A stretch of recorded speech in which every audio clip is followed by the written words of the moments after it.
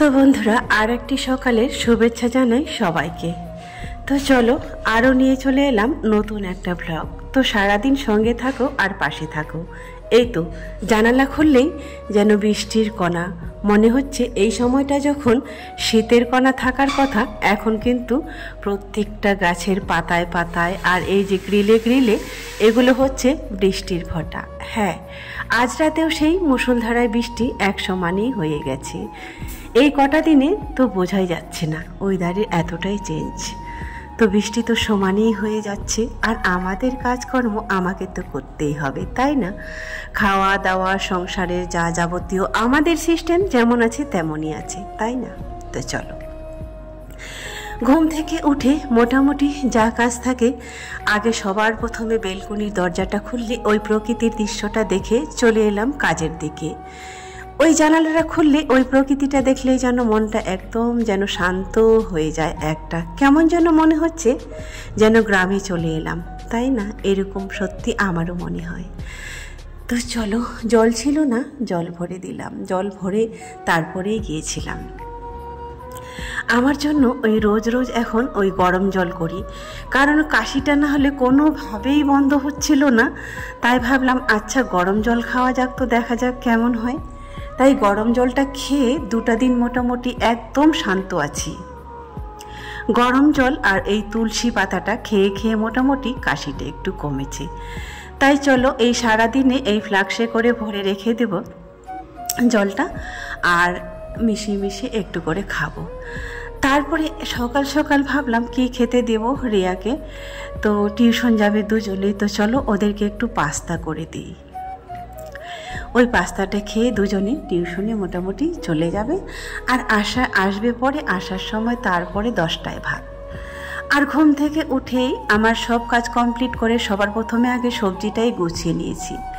কারণ কি বলতো, এই সবজি কাটাকাটি, এই সবজিটা কাটতে একটু মোটামুটি সময় লাগে, বেশ কিছুক্ষণ বেছে নিতে হয়। কচুরলতি নিয়ে এসেছিলাম 4টা, একদিন 2টো রান্না করেছি, আর আজকে 2টো রান্না করব। 2টো করে আমার একটা বেলা আর কি হয়ে যায়। তরকারিটাও এদিকে বসিয়ে দিয়েছি, আর পাস্তা খাবে বলে এই পাস্তাটাও বসিয়ে দিয়েছি। কারণ স্কুল থাকলে তো তারা থাকে, সেটা তোমরা সবাই জানো। আর টিউশনে যাবে, তো কালকে রাতে আবার সমস্যা হয়েছে কি, রাতে কালকে কেউ খায়নি, আর এখন আবার টিউশন থেকে আস্তে আস্তে মোটামুটি 10টা বেজে যাবে। তাই ভাবলাম চলো এই পাস্তাটা করে দিই, এইটুক খেয়ে মোটামুটি এই যেতে পারবে। আর এসে ভাত খাওয়ার কোনো ওদের গ্যারান্টি থাকে না, হয়তো মানে খেলো তো খেলো, খাইয়ে দিলে, আর না দিলে তো কোনো দিনও জীবনেও খাবে না। খাইয়ে দিলে বাস আবার খেয়ে মোটামুটি চলে যায়, ওইটুকু সময় পাবো কি না জানি না। তো বন্ধুরা এখন হচ্ছে 12টা, সকাল সকাল আজকে এখনো ব্লগ শুরু করিনি, এখন 12টা বাজে। তো চলে এসেছি রান্নায়, কালকে তো বাজার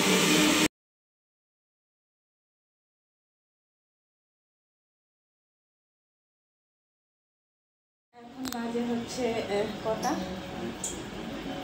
5:30। তো এই যে এখন বেরোচ্ছি, চলো। আর রিয়া হচ্ছে ঘরে থাকবে, রাজি আর আমি যাচ্ছি, একটু দরকার আছে, যাবো একটু কালেক্ট্রিকের ওখানে। চলো, এই যে ওই যে ও রেডি হয়ে গেছে, দেখতে যাচ্ছি। ওই যে দুজনে রেডি হয়ে গেছে, তো চলো বেরোবো।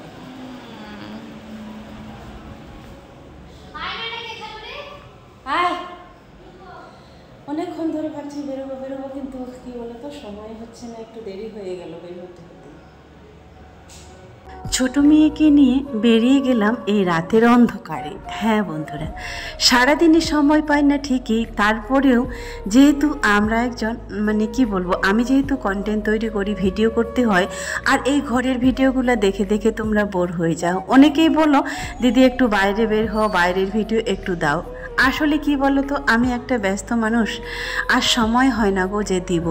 তাই আজকে চলো বেরিয়ে গেলাম একটা সন্ধান পেয়ে। তো আমি বেরিয়ে গেছিলাম অন্য উদ্দেশ্যে, তারপরে গিয়ে যে এত বড় একটা সারপ্রাইজ পাবো সত্যি কখনোই ভাবিনি। তো চলো কোথায় যাচ্ছি আর কেন যাচ্ছি দেখতে থাকো। এখন মোটামুটি 7টা বেজে গিয়েছে, যদিও রাজে অনেকক্ষণ ধরেই বলছিল মা 5টার সময় বের হবো, 5টার সময় বের হবো, কিন্তু 5টার সময় আর বের হওয়া হলো না। এই রেডি হতে, আমি বাড়ি পৌঁছাতে রেডি হতে হতে এটা ওটা টুকটাক করতে করতে কিন্তু 7টা বেজেই গেল। তো চলো, যেহেতু শহরেই থাকি কোনো প্রবলেম নাই, তো হয়েই যাবে মোটামুটি। আর এই 1 ঘন্টা নাগাদ চলে আসব। এখন যদি 7টা বাজে তাহলে 8টা নাগাদ ঠিক বাড়িতে পৌঁছে যাব। এই মোটামুটি কয়েক মিনিট লাগে আমার এখান থেকে LIC কিংবা কালেক্ট্রি যেতে। রিয়া যাবে না, ওর শরীর খারাপ, ওই যে বললাম আমার জ্বর হওয়ার পরে ওরও হয়ে গেছে, তাই ও আজ ঘরেই থাকলো। আর এই যে এত সুন্দর, আমরা যখন যাচ্ছি এই ফাঁকে ফাঁকে চাঁদটা এত সুন্দর লাগছে বলে বোঝাতে পারবো না, তাই একটু ভিডিও করে নিলাম।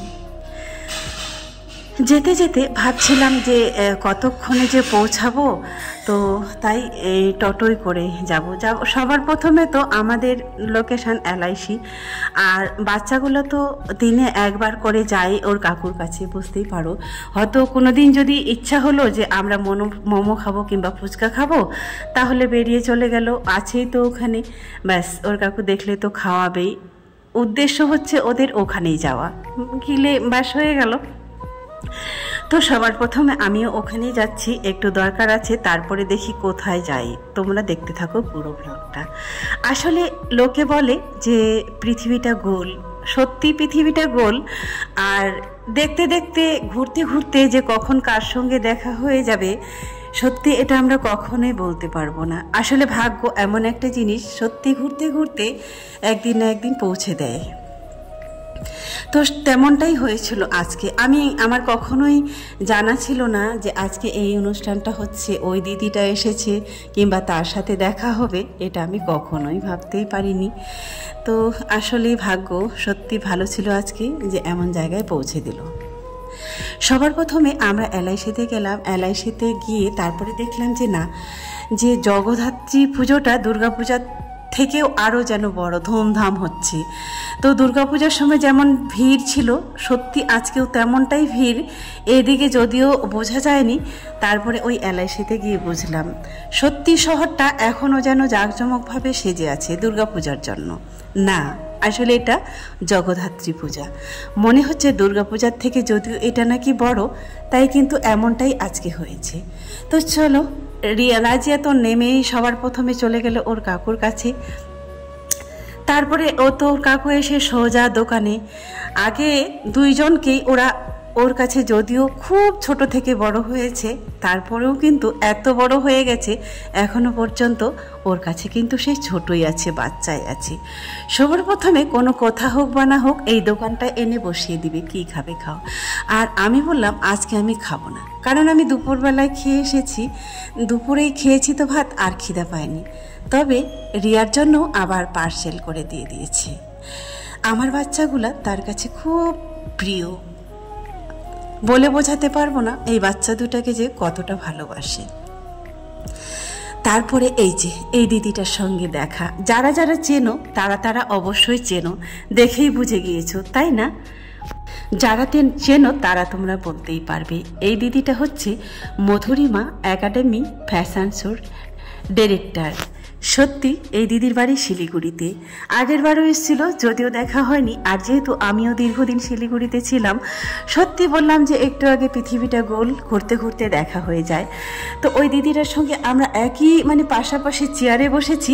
তারপরে আমি অনেকক্ষণ তাকাচ্ছিলাম যে চেনা চেনা লাগছে। দিদিটাও অনেকক্ষণ তাকালো, কথা বলবে বলে বলছি না, এরকম করতে করতে বেশ কিছুক্ষণ কেটে গেল। তারপরে জিজ্ঞেস করেই ফেললাম। তারপরে সত্যি যখন পরিচয় হয়ে গেল, তো সেই মুহূর্তটা আর ক্যাপচার করা হয়নি। আসলে কে জানে যে ওই মোমেন্টটাই আমরা ভিডিও করে রাখবো, বলো তো? করলে কিন্তু সেই হতো। জানার পরে তো সবার প্রথমে দিদিকে জড়িয়ে ধরলাম। তারপরে যাই হোক, অনেকক্ষণ আমাদের মধ্যে কথা হলো। তো সেই দিদিটারই আজকে ওই অনুষ্ঠানটাই দিদিকে এসেছে, যেহেতু ওই দিদিরই, ওর দিদির হচ্ছে 3টা আছে এই ফ্যাশন শোর যে এই সেন্টার এখানে আছে একটা, মেদিনীপুরে একটা, কলকাতাতে আর শিলিগুড়িতে। মেন ব্রাঞ্চ হচ্ছে ওদের শিলিগুড়িতে। তো দিদি প্রতি বছরে আসে না, আগের বছরে এসেছিল, আগের বছরে আমার যাওয়া হয়নি বলে দেখা হয়নি। তারপরে দিদি বলল যে আগের বছরও এসেছিলাম আর তুমি এই শহরেই আছো, তবু কিন্তু দেখা হয়নি। যাই হোক, এবার দেখা হয়ে গেল। তো সত্যি এতই ভালো লাগছিল দেখা হওয়ার পরে, আর তোমাদেরকে বলে বোঝাতে পারবো না। তারপরে বললাম দিদি তাহলে তো পরের বারেও আসবে না? বলছে না, পরের বছরে আসবো না, এখানকার যে দায়িত্ব দিয়েছে, বলছে এখানকার যাকে আমি দায়িত্ব দিয়েছি মৃণাল একাই সে সামলে নিবে। তো আগের বছরে তাহলে আর দেখা হচ্ছে না। তারপরে অনেকক্ষণ বেশ 2 ঘন্টা মতো ছিলাম, যদিও দিদি না থাকলে আমি অনেক আগে চলে আসতাম। যেহেতু দিদিকে পেয়ে গেলাম, তারপরে সময় কিছুক্ষণ কাটিয়ে দিলাম, দিদিকে আসতে বললাম। তো বললো যে না, অনুষ্ঠান শেষ হয়নি, আর পুরো দায়িত্বটায় যেহেতু দিদি ছিল, এবারে যেহেতু এসেছে তাহলে আর বলছে যাব না, যদি কোনোবার আসি তাহলে দেখা হবে আবারও, তখন যাব। তো সত্যি এই অনুষ্ঠানটা বসে দেখছিলাম, আর আমি অনুষ্ঠান সম্পর্কে কিছুই জানতাম না। আমরা যখন ওই এলআইসি থেকে যে কাজের জন্য গিয়েছিলাম সেটা বলে চলে আসছিলাম। তারপরে রাজিয়া তার বন্ধুকে একটা দেখতে পেল ওইখানে, তার একটা বন্ধুকে দেখতে পেয়ে সে চলে গেল ওইখানে। তো বলল মা আমি এই অনুষ্ঠানটা দেখেই যাব। তবে এই রিয়ার একটা বন্ধু ছিল, সেই অনুষ্ঠানে ছিল, 2 জনেরই ছিল। তো তারা এই এই ফ্যাশন শেখে। তো চলো আজকের মতো শেষ করছি, সবাই ভালো থাকবেন, সুস্থ থাকবেন।